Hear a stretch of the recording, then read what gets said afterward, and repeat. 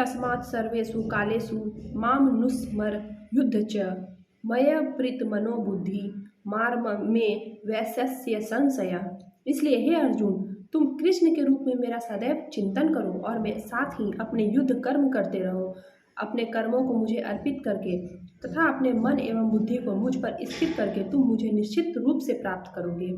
वे अर्जुन से उसके कर्म को त्याग कर केवल अपना स्मरण करने के लिए नहीं कहते। भगवान कभी भी कोई अव्यवहारिक बात का परामर्श नहीं देते। इस जगत में शरीर के पालन हेतु मनुष्य को कर्म करना होता है।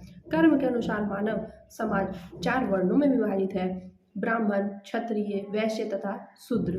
ब्राह्मण अथवा बुद्धिमान वर्ग एक प्रकार से कार्य करता है, क्षत्रिय या प्रशासक वर्ग दूसरी तरह से कार्य करता है। इसी प्रकार वणिक वर्ग तथा श्रमिक वर्ग भी अपने अपने कर्तव्यों का पालन करते हैं।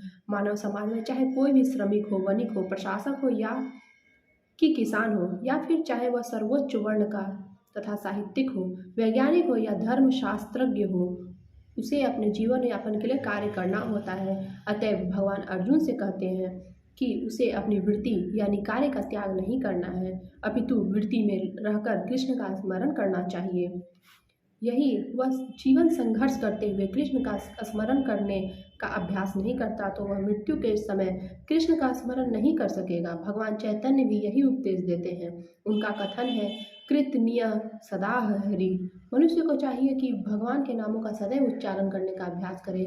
भगवान का नाम और भगवान अभिन्न है। उसी प्रकार अर्जुन को भगवान की शिक्षा की मेरा स्मरण करो तथा चैतन्य का यह आदेश है कि भगवान कृष्ण के नामों का निरंतर कीर्तन करो, एक ही है, इनमें कोई अंतर नहीं है, क्योंकि कृष्ण तथा कृष्ण के नाम में कोई अंतर नहीं है।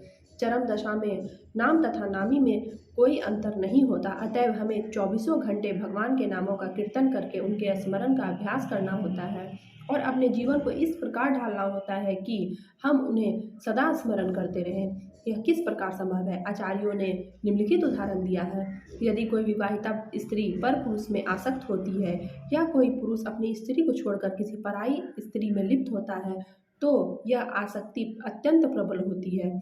ऐसी आसक्ति वाला अपने प्रेमी के विषय में निरंतर सोचते रहता है। जो स्त्री अपने प्रेमी के विषय में सोचती रहती है वह अपने घरेलू कार्य करते समय भी उसी से मिलने के विषय में सोचती रहती है। वास्तव में वह अपने गृह कार्य को इतनी अधिक सावधानी से करती है कि उसका पति उसकी आसक्ति के विषय में संदेह भी न कर सके।